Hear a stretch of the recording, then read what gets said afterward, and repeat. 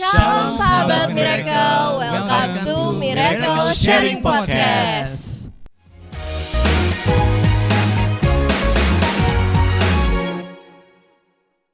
Halo sahabat Miracle, nah kita lanjut ya ke section kedua yaitu Spiritual Journey with God. Dan yang kali ini pasti lebih masuk ke dalam lagi tentang perjalanan Kak Yesa dan Ko Harvin bersama Tuhan. Oke, kita masuk ke pertanyaan pertama. Nah tadi kan kita udah bicara tuh tentang bertumbuh, berbuah dan berdampak.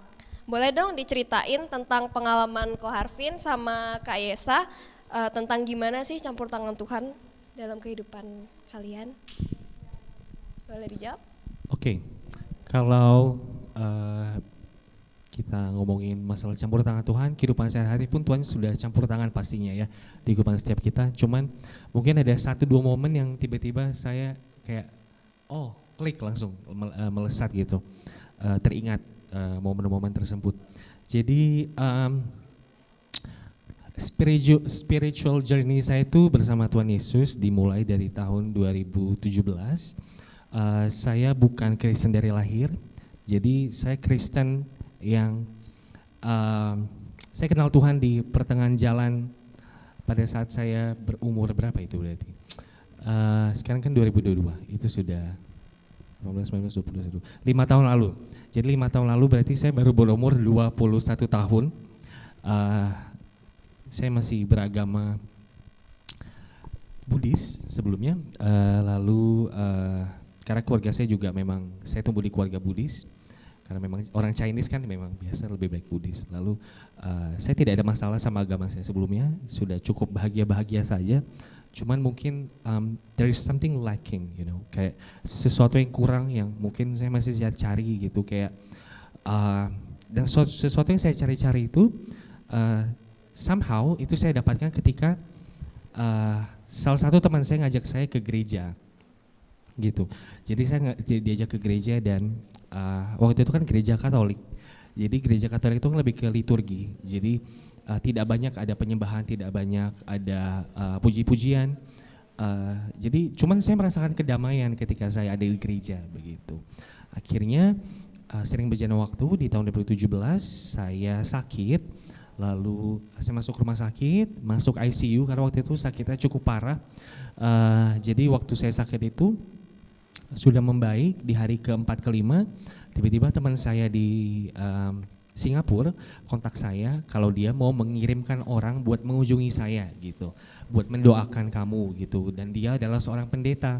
Saya bilang oh ya udah kalau memang mau datang aja gitu, dan orang tersebut adalah ibu gembala kita, Ibu Ingridan. Jadi singkat cerita saya udah dalam kamar, terus Ibu Ingrid itu baru mendarat dari Jakarta langsung ke rumah sakit menjenguk saya gitu. Terus beliau biasa mendoakan saya dan membacakan satu ayat firman Tuhan. Itu maaf ya dari tadi firman mulu. Nggak apa-apa, iya. malah bagus. Malah bagus ya. Iya, bagus banget pasti. Jadi dia membacakan saya satu ayat firman Tuhan di 1 Petrus 2 ayat 24. Jadi bunyinya seperti ini. Ia sendiri telah memikul dosa kita di dalam tubuhnya di kayu salib, supaya kita yang telah mati terhadap dosa hidup untuk kebenaran, dan oleh bilur-bilurnya kamu telah sembuh. Jadi as soon as saya dengar firman itu kok saya kayak mendapatkan kekuatan baru, tiba-tiba saya merasa kuat lagi. Yang tadi saya terbaring lemah terus kayak merasa gak berdaya, tiba-tiba waktu firman itu dibacakan saya tuh rasanya tersetrum, mendapatkan kekuatan dan saya semangat untuk sembuh begitu. Akhirnya keesokan harinya, singkat cerita, yang tadinya saya dari lemas susah jalan, besok pagi saya bangun saya kuat gitu, kuat lagi, bisa jalan lagi. Dan akhirnya mukjizatnya adalah ketika saya keluar rumah sakit itu saya memang tidak expect ketemu Bu Ingrid lagi begitu. Dan saya gak punya nomor telepon Bu Ingrid waktu itu. Akhirnya pulang dari rumah sakit saya di lobi, nunggu taksi mau jemput. Bu Ingrid tiba-tiba datang nih, kucruk-kucruk sama si Janice, sama si Noel tiba-tiba datang kayak, kamu udah mau pulang, jangan pulang dulu, kita stop dulu, padahal taksi saya udah nyampe gitu loh. Terus akhirnya, oke, kamu udah mau pulang sekarang, kita doa yuk. Setelah doa selesai, pamit-pamitan, beliau bilang, kamu sudah dibaptis belum? Saya bilang, saya belum dibaptis. kamu mau dibaptis gak? Oke, boleh gitu kan. Saya bilang oke, saya okein dulu aja kan. Dan itu beneran ditanggapi serius sama bugem kita. Akhirnya 1 minggu saya pelajari baptisan. 1 minggu saya pelajari baptisan, lalu baptis. Ekspres pokoknya. Karena waktu itu tanggapan saya satu, saya sakitnya soalnya jantung. Jadinya saya takut mati.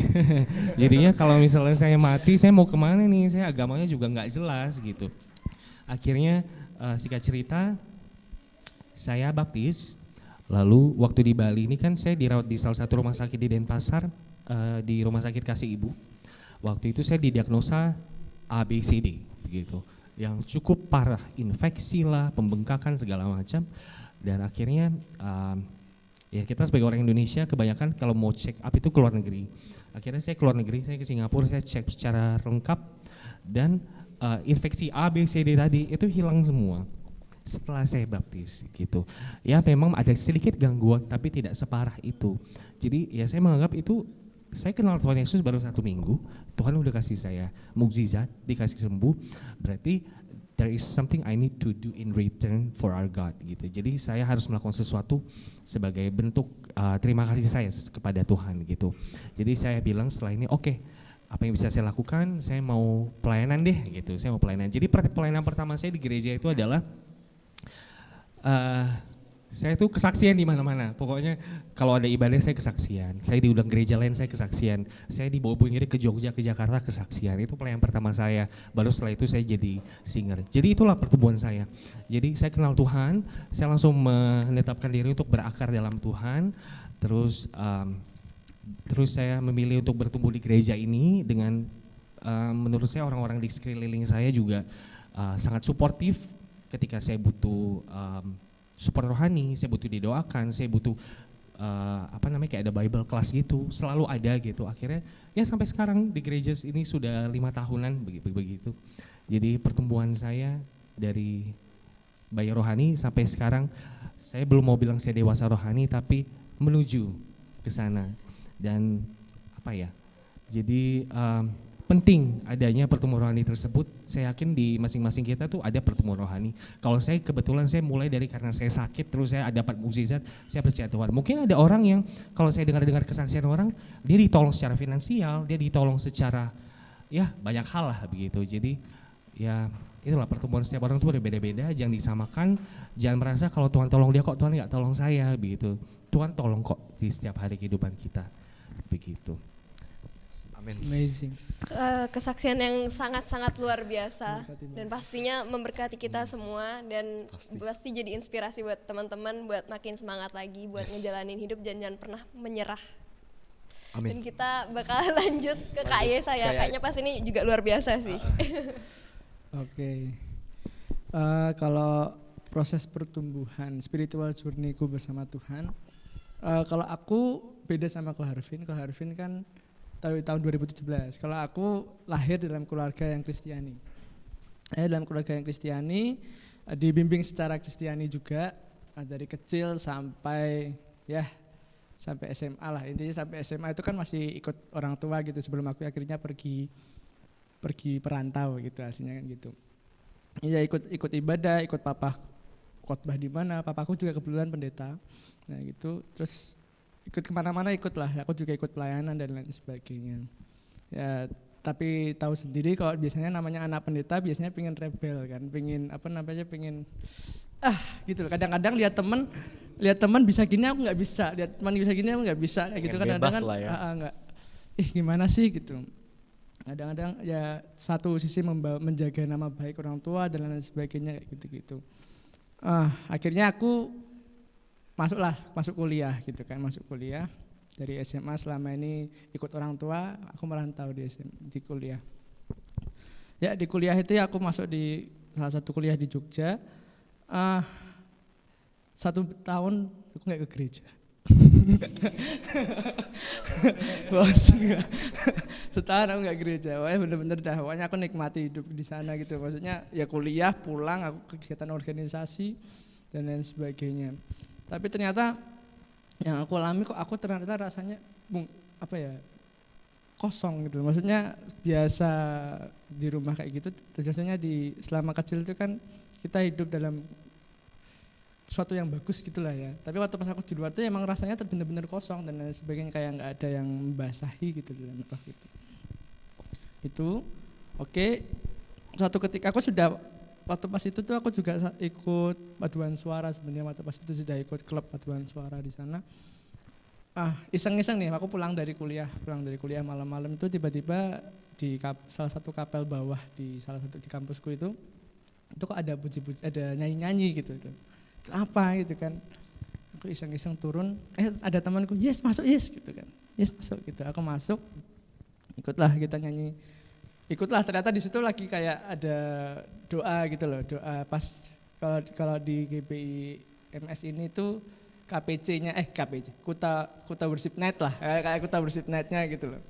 Pas doa pengerjanya juga kayak gitu kan. Nah itu waktu pas itu di kampus tuh ada PMK itu namanya, juga pas itu. Nah kedatangan pendeta dari Surabaya.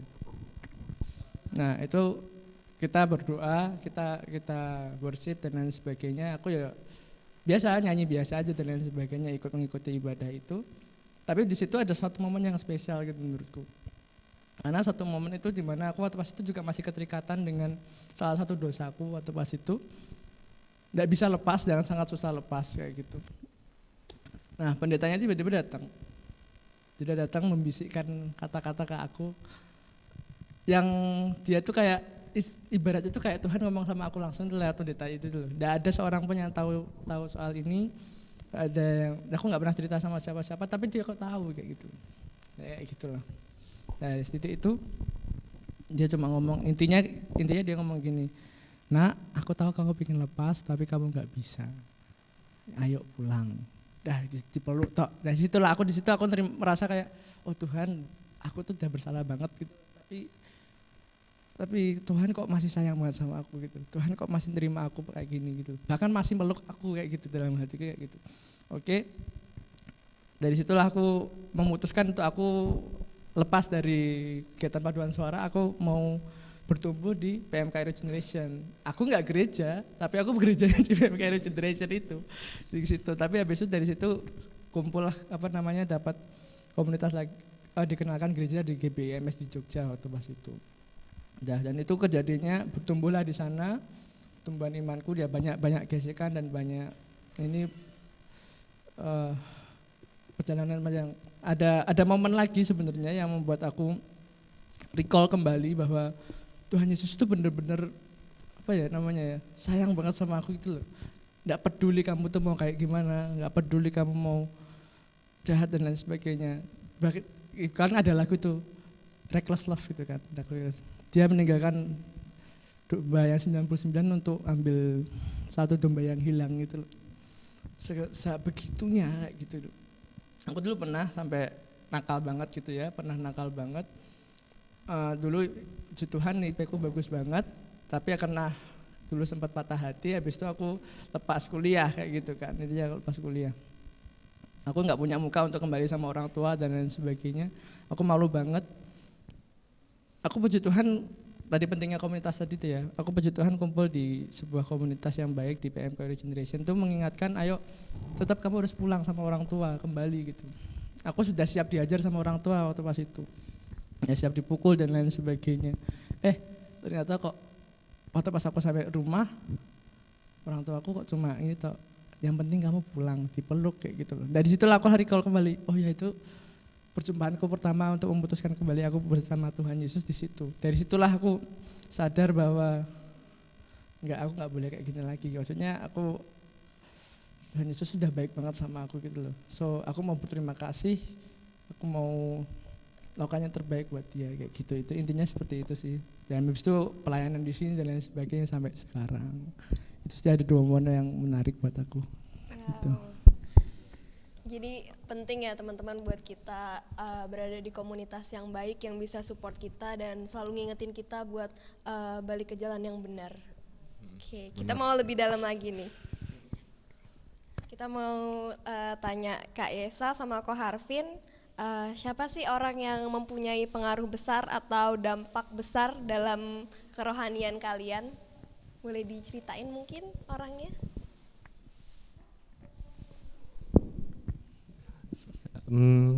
Kalau ditanya orang yang apa namanya tadi? Berdampak. Berkesan lah ya. Oh iya. Orang yang Pesan boleh. apa sih ininya? Yang punya Yang punya inilah, Panutan lah. yang membekas di hati lah, yang selalu ada gitu ya. Ya pertama tadi tentu yang pertama kali mengenalkan saya kepada Tuhan Yesus itu Bugem. Itu yang selalu support dari awal sampai sekarang tuh nggak pernah berubah. Bugem kita tuh yang kalian lihat sekarang ya itu yang dari dulu. Bugem tuh seperti itu, yang menggebu-gebu, yang memang sikap gembala banget. Sikap gembala itu kan jawatan, kan ada 5 jawatan tuh. Ada gembala, ada pengajar, ada penginjil, ada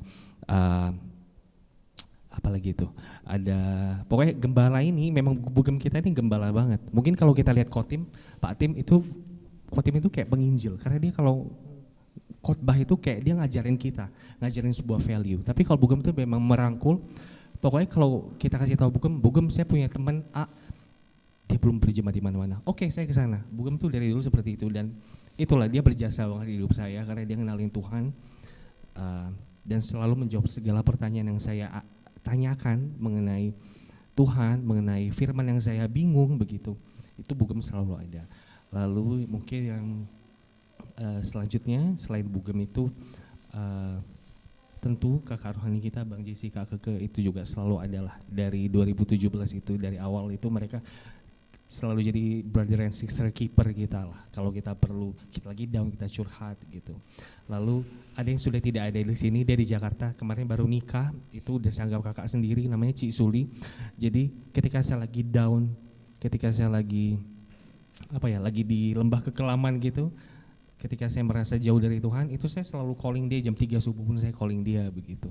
Jadi perlu juga satu lagi, selain kita ada di komunitas, jangan dijadikan itu cuma rutinitas saja, kita datang, kita hadir, tapi kita perlu involve dan kita perlu berada sister keeper itu. Jadi ketika saya down itu ada tuh 911-nya. Jadi saya selalu calling dia kalau saya down, saya perlu curhat, saya perlu curhat, saya calling dia.